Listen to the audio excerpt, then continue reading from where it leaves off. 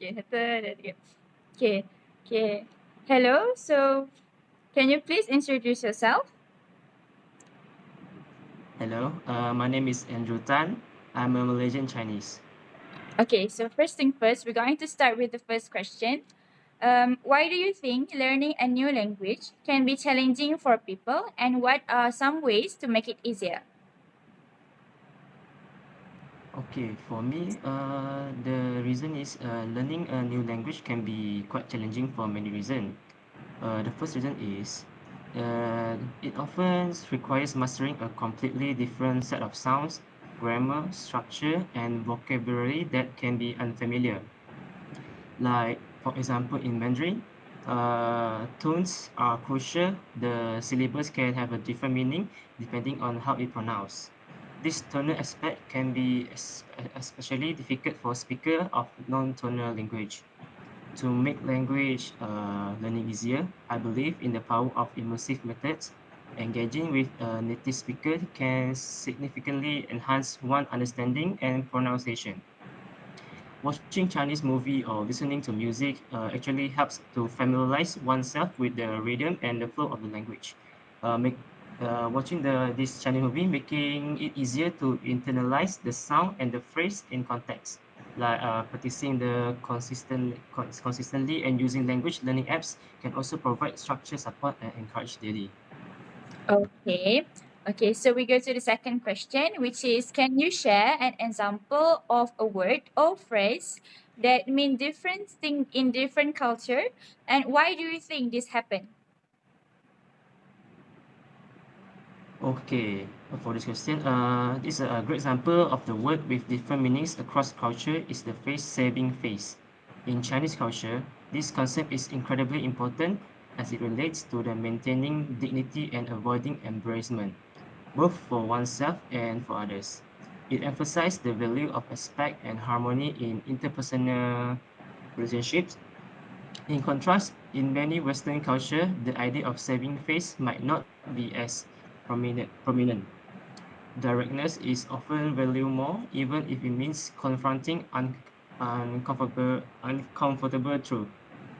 Such difference arise because culture develop their language and expression based on unique historical context, social values, and experience that shape how people perceive and interact with the world around them. Okay. So for the third question, why is it important to understand different communication style when talking to people from other culture? Okay, it's important to understanding different communication style is essential, especially when you're interacting with people from the diverse cultural backgrounds. Each culture has its own norms and expectations regarding how to express thought and feelings. For example, in Chinese culture, we often communicate in more indirect manner to maintain harmony and show respect, which can sometimes lead to misunderstanding with those from cultures that value straightforwardness. Like being aware of this difference not only helps to avoid miscommunication, but also foster more meaningful relationships. It shows you that respect to the other's public culture's norm, which can lead to a more open and productive dialogue. Okay, I understand. Okay. So for the fourth question, how important do you think non-verbal communication is in your daily interaction? Okay, non-verbal communication actually holds significant importance in daily interaction in China. In many cases, what is not said can be just as impactful as spoken words, like body language, facial expression, and gesture can convey emotion and intention that word alone might not capture. For example, a slight nod or a stubborn smile can indicate agreement or understanding, while avoiding eye contact may signal discomfort or desire to show respect, especially when interacting with the elders or the superiors. This rich nonverbal landscape is an integral part of communication and helps to convey deeper meanings and emotion that enhance interpersonal relationship. Okay. So can you share a time when someone's body language or facial expressions changed the way you interpret their message? Yeah, I recall a family gathering where my cousin greeted me with a smile and they said they were happy to see me. However, their body language told a different story. They avoided eye contact and stood with their crossed arm, which made me feel that their words might not be genuine. This discrepancy between what they say and how they presented themselves prompted me to check in them later. I approached them privately and asked if everything was okay.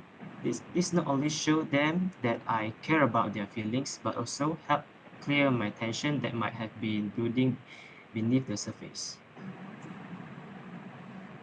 Okay, now for the next question. How do you think your own nonverbal communication impacts others, whether in personal or professional settings? Okay, I believe that nonverbal communication has a significant impact on how others perceive me in both personal and professional settings. For instance, maintaining a respectful posture and using polite gesture can create a welcoming and harmonious atmosphere, which is highly valued in Chinese culture.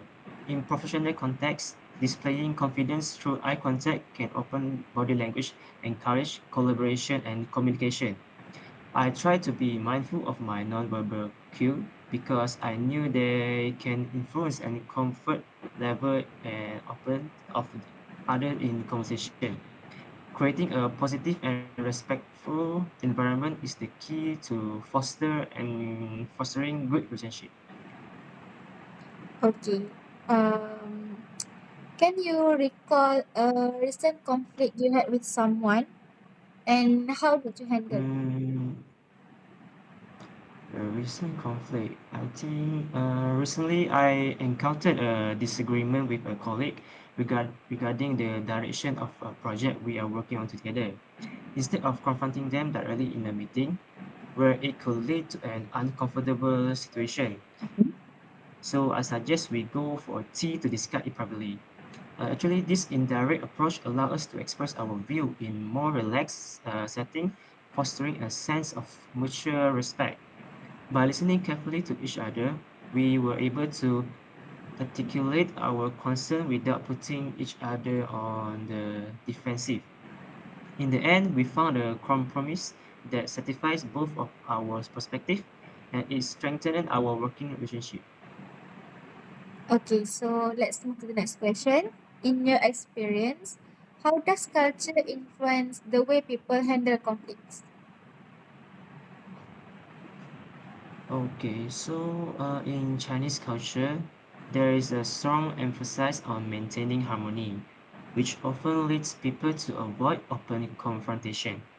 Instead of addressing conflicts head on, many individuals may choose to communicate indirectly or seek the other's help of mediator, like a mutual friend, to resolve issues. This approach prioritizes preserving relationship and avoid loss of face, which is a core value. In contrast, in culture where directness is more accepted, individual might address conflict openly, leading to quicker resolution, but potentially at the cost of the interpersonal relationship. Understanding this culture influence is crucial for navigating conflicts effectively. I see. Okay, now the last question. How do you handle situation where you need to say no directly? And do you find it easy or difficult? Okay, actually saying no directly can be quite challenging for me due to the cultural emphasis on harmony and respect. So in situation where I need to decline an invitation or request, I usually try to do so politely. I may offer an alternative solution or provide a reason for my refusal to soften the impact.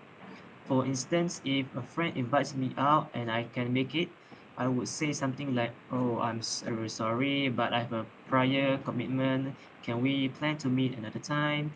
This way, I can express my refusals while still showing appreciation for the invitation and preserving our relationship. Mm. And have you ever experienced confusion because someone was being to interact in their communication, and how did you handle it? Okay, so have I ever experienced confusion? I think yes. There is a situation with a friend who seemed hesitant about a plan we made but didn't express their concern directly. They made a vague comments that suggested they were unhappy, but I wasn't sure. Recognizing their indirect hints, I decided to address the issue directly. I gently asked them how they felt about our plans, and if there was anything they wanted to change. This open approach allowed us to clarify any misunderstanding and adjust our plans accordingly, ensuring that everyone felt comfortable and included. Okay. Okay, so I think that's all for our interview session. And thank you for cooperate with us. And thank you for spending your time for doing this interview with us. Okay, that's all. Thank you, It's a Andrew. pleasure.